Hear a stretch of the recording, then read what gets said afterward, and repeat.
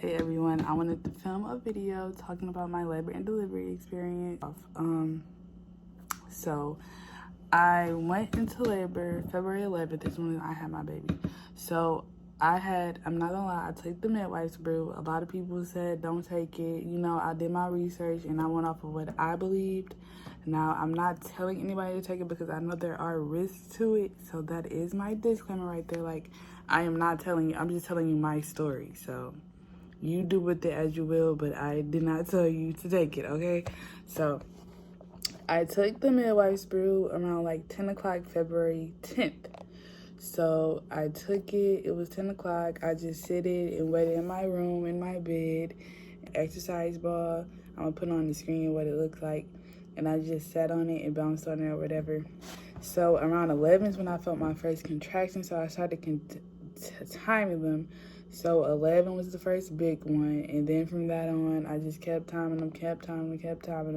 And then around 2 o'clock is when they got unbearable, and I'm like, okay, they're really close. So I did have a doula, so if you guys are interested in getting a doula, I have found one that was free because she was trying to get her credits to finish the doula class or whatever. So I got mine for free, and man, she was a lifesaver. So I called her and let her know that I was on my way to the hospital. I went and I got checked into triage, and when I got there, I was about morning. They checked me and I was 4 centimeters and 80% efface, so they decided to keep me. So literally that whole day I was in labor and nothing. I was feeling all the contractions, but they were not strong enough to break my water or make any changes. And my baby was stuck in like this military position, so he was not budging. He was being very stubborn already. I already knew he was gonna be stubborn. So that from then on, they decided like, okay, because I bathed in the tub. I had like a bathtub in my room. So I was able to sit in there and like really dilate. I feel like it helped like a ton. Like being in that warm bath, like it's so soothing for those contractions because I was going for a natural delivery. So around after they figured out there was a budget, it was like I was in labor over 24 hours. They said like, okay, do you want to go home? Which is a big no. Do you want to get induced, or do you want to try to do like some nipple stimulations to try to get the labor going? So out of all of those, the only ones that made sense to me was the getting the Pitocin, because I just wanted to get this over with. I was in labor for hours and nothing. He still did not decide to come. So I decided to go for the Pitocin. They gave that to me maybe around, was it 7? Maybe 7 p.m. they gave it to me. Oh, Pitocin got everything going. I was really scared because I know that Pitocin is like unnatural contractions, so like it was gonna hurt a little bit more. But I did really good. Like, I'm not gonna lie, I did really good. I'm gonna put on the screen because I don't remember, but around a certain time, that's when they broke my water because the Pitocin was speeding things up. My bag was breaking. Like, it was still pulsating the whole time, but it never broke. So they decided to break my water. And when they did that, boy, oh boy, that back pain, I had back labor. I got back in the tub.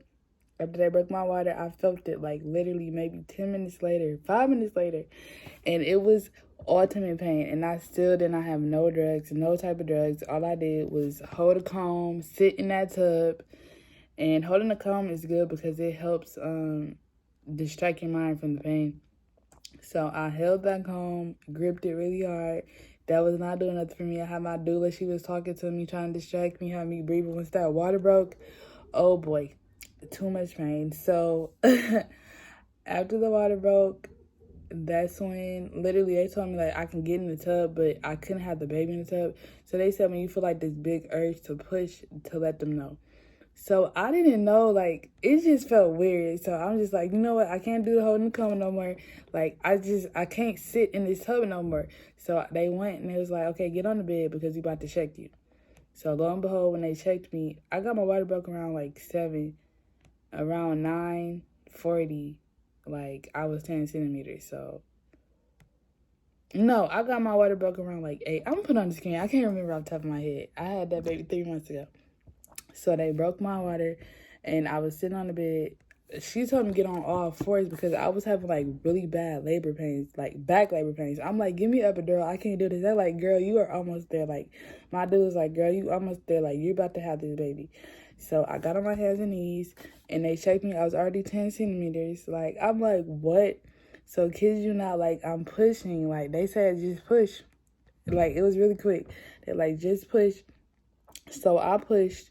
And, like, once his head was crowning, like, that was so painful. Like, I felt the ring of fire. With my first child, I did not feel the ring of fire because I had an epidural.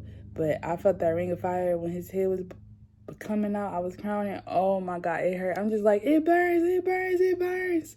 So I was telling him that, and the next thing you know, like, he came out. They talking about he peed and he pooped. I think that was from the castor oil because it smelled kind of like castor oil. But luckily, he did not do that inside me because that's very harmful. And he came out 8 pounds. I think it was either 10 or 14 ounces. And boy, oh boy, they supposed to lose weight. Normally they lose weight, but he gained weight after. So I had a big baby. This is a big pregnancy. I gained so much weight, but I'm so happy and so grateful that I was able to have that baby all natural. So, like, if you're trying to have your baby natural, but you're a little bit scared, just know that as long as you believe and you know, like, just remind yourself that this pain is temporary and you're going to meet your baby soon.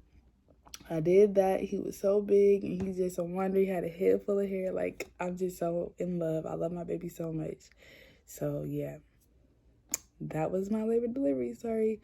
Subscribe and you can learn a little bit more about me and my family. Bye.